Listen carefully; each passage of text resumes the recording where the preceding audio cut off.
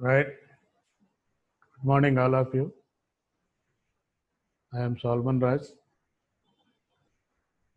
HOD of MBA Department, DNR College, Bhimavaram. Today, I am interacting with you regarding the merchant banking activities in India and its role.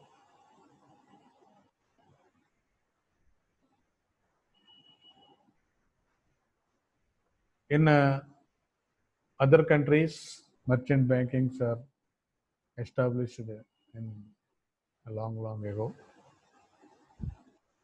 whereas in India, it starts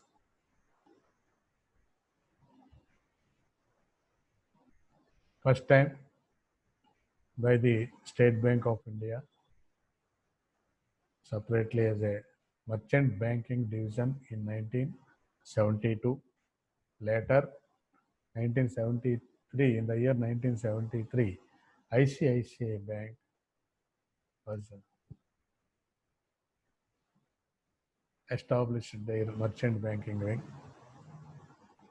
And later, the number of commercial banks like Canara Bank or Bank of Baroda, Bank of India, Syndicate Bank, Central Bank of India, Punjab National Bank, UCO Bank, etc. All are established their merchant banking wings.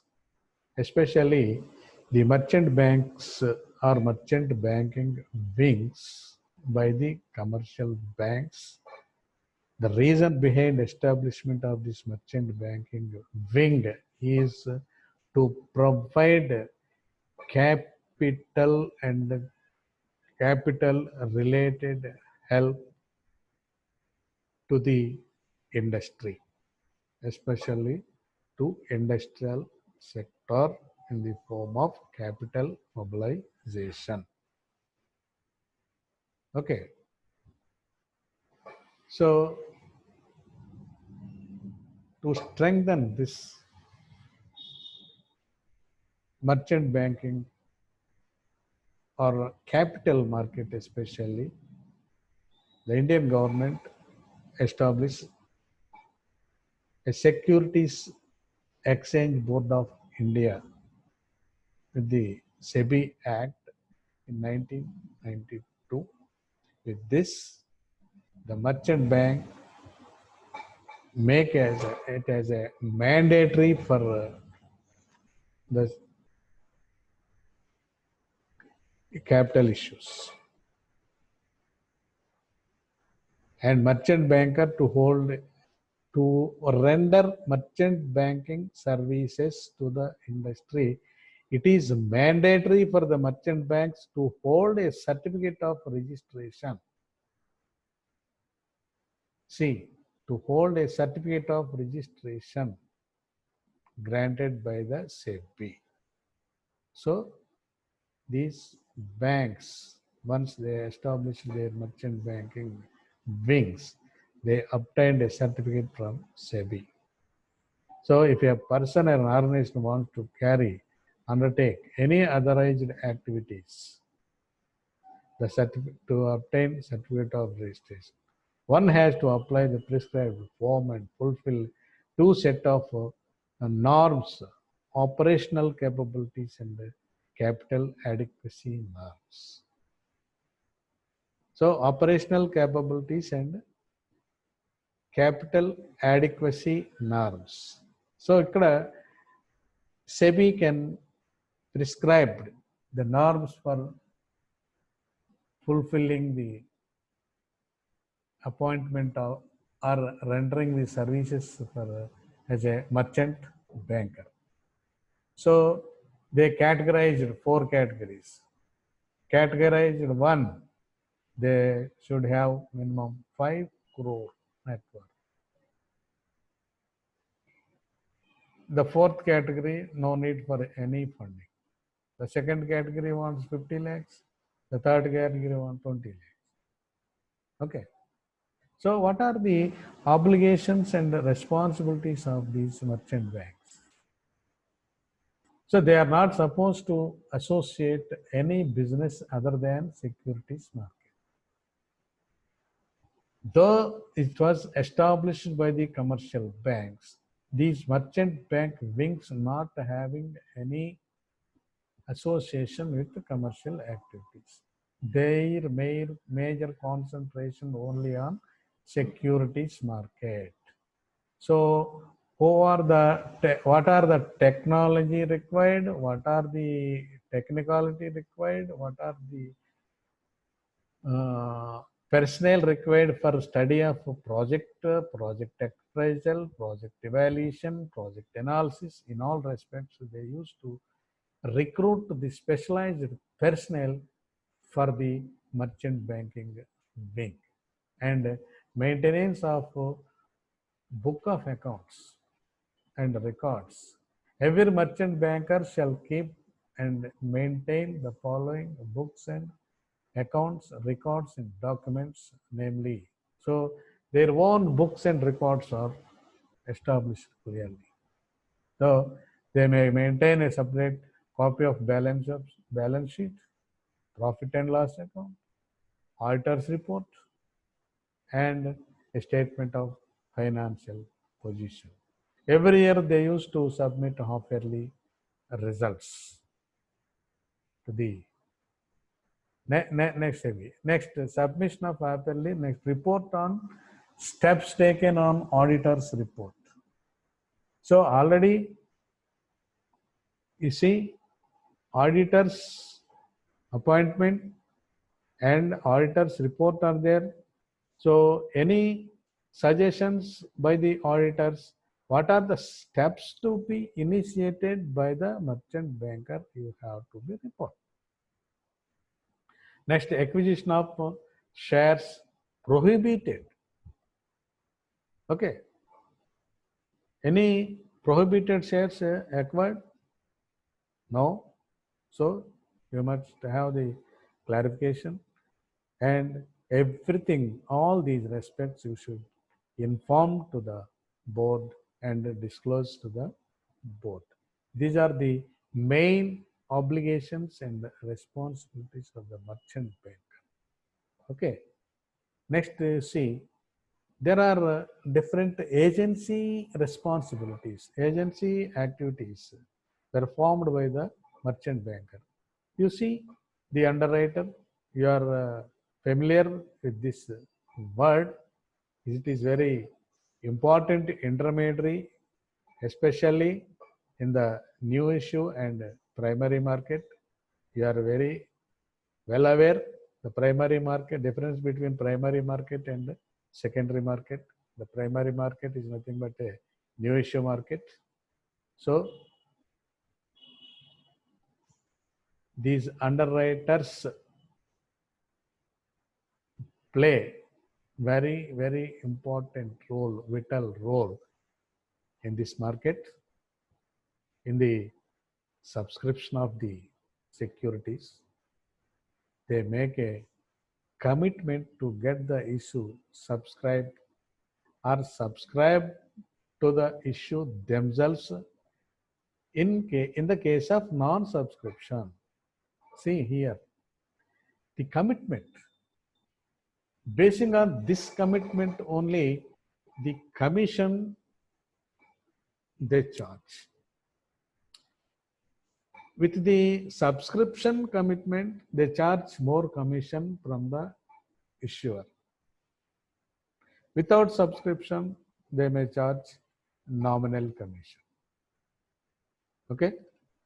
Next, underwriters are appointed by the issuing companies in consultation with the lead managers and merchant bankers to the issues. So again, the merchant bankers will act as lead managers, as underwriters. These merchant banks can appoint these underwriters. So underwriters are having their own net worth, both network and net worth. Network with co-banks, other investors, and net worth of their own funding capacity. So if it is their net worth is enough to deal the new issue, it is okay. If it is not sufficient of their net worth, they can use their network with other investors. They can pool up by way of consortium, by way of syndication. What are the modalities are there? They can follow and make the issue success. They can see the issue will be subscribed.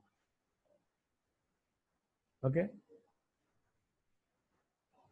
Next, these underwriters should register with SEBI again. Okay. As a merchant banker, it is okay. Again, they have to register as a underwriter. We are acting as underwriters for this issue. So, a SEBI registered merchant bankers, brokers, whatever. Next, necessary infrastructures like adequate office space, equipment, manpower, discharge activities. All these are observed by the SEBI. And the past experience of the underwriting, employment or deployment of the underwriting activities. Any person directly or indirectly connected with the applicant is not registered with the SEBI. So capital adequacy requirement of not less than the net worth of 20 lakh. So this 20 lakh may be considered, already told you, the third category of merchant bankers. Okay. And the last one, applicant or director, principal or partner has convinced of offense involving moral turpitude or found guilty of any economic offenses. So involvement of all these, any kind of, they are not eligible, right? So only they used to register, they only allowed to act as underwriter. Next, you see an underwriter agreement with the clients. So underwriter has to enter into an agreement with the issuing company, the client in sense issuing company. So once they appointed as an underwriter by the merchant banker, they can tie up with an agreement, a contract with the issuing company. The agreement among other providers of the periodic, which agreement is in force. The amount of underwriter obligation is the period within which underwriter has to be. So what are their obligation of the underwriting obligation on behalf of the issuers, and amount of their commission or brokerage, and arrangement, if any, made by the underwriter fulfilling underwriting obligation. Any kind of activities to be fulfilled or requirements, they have to be noted in the agreement between the issuing company and themselves. Okay. Next, general responsibilities of an underwriter. General responsibilities, you know, the direct or indirect benefits from underwriting the issue. The other than the commission, mainly they used to charge commission or brokerage, and the maximum obligation under all writer agreement underwriter cannot exceed 20 times his net worth. So what are their net worths? They can eligible to enter the contract of this underwriters about 20 times of their net worth. Beyond that, they are not eligible to act as underwriters. So if they want to act as underwriter, they should develop their own net worth. That is very, very important.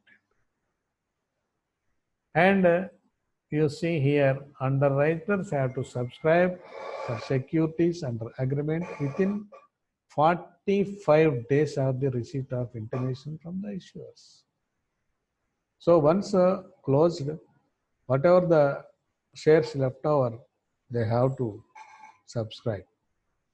Okay. Next, these merchant banks can act as bankers to an issue, collection of money, depositing of money, repayment of money. All these will be activities are fulfilled by the bankers. So they will act as a banker to an issue. See here, the activities performed by the bankers are acceptance of the applications along with the application money from the investor in respect of issue of capital, and one more thing, the refund of application money. Acceptance of the application along with the application money and refund of application. These two things is very, very important. The merchant banks who will act as bankers to an issue. Okay. And these bankers also registered with the SEBI. This is mandatory. For every activity, they used to register with SEBI. We are performing this activity. Activities as a banker to an issue. So they have to obtain a certificate of registration from SEBI. Okay. So SEBI grants registration on the basis of the activities relating to banks. For the collection of money, acceptance of applications, without any litigations connected with the securities. And they used to observe the banker who will act, or merchant banks appointed as a banker is a scheduled bank or a not. They will observe. Then only they grant a certificate in the interest of the investors. A banker to an issue can apply for renewal of his registration 3 months before expiry of the certificate. For every a banker can register with the SEBI to act as a banker who wants to act as a banker. So they can obtain a permission for a certain period. Before expiring of this period, before 3 months, they have to apply for a renewal. Okay. Next, general obligations and responsibilities of the banker. As usual, you may observe the bank issues, acceptance of application, details of applications, and amount received, and dates on which applications from investors are forwarded to the issuing company or restart to an issue, amount of refund to the investors, everything is their obligation and their responsibility. And the banker having make an agreement with the issuing company as usual. So without any hesitation, they used to provide a number of collection centers. They used to appoint and noted the collection centers and forward the information to the registrars and submit the daily statement to the controlling branches and stating the number of applications and the amount of money received from the investors. Everything will be submitted.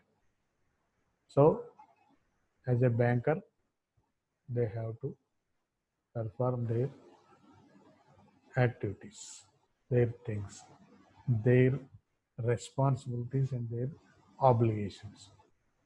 See, the another party came into the picture, that is the registrar to the issue and share transfer agent. Is also important. Everything will be noted. I had already told you. So, what are the functions for that?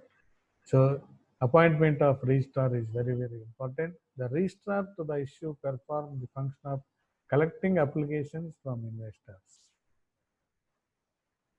Keep proper record of application, money received from investors. And the registrars can assist the company in determining the allotment and finalization of allotment of securities in consultation with the stock exchange. With the help of the stock exchanges, the registrars can determine in allotment and finalization of the securities. The process there, the registrar only, they process the allotment letters and process the refund orders and other documents related to the issue. Lastly, transfer of shares. The agent maintain record of holder of securities of the company on behalf of company and handle the matters related to transfer and redemption of securities of the company.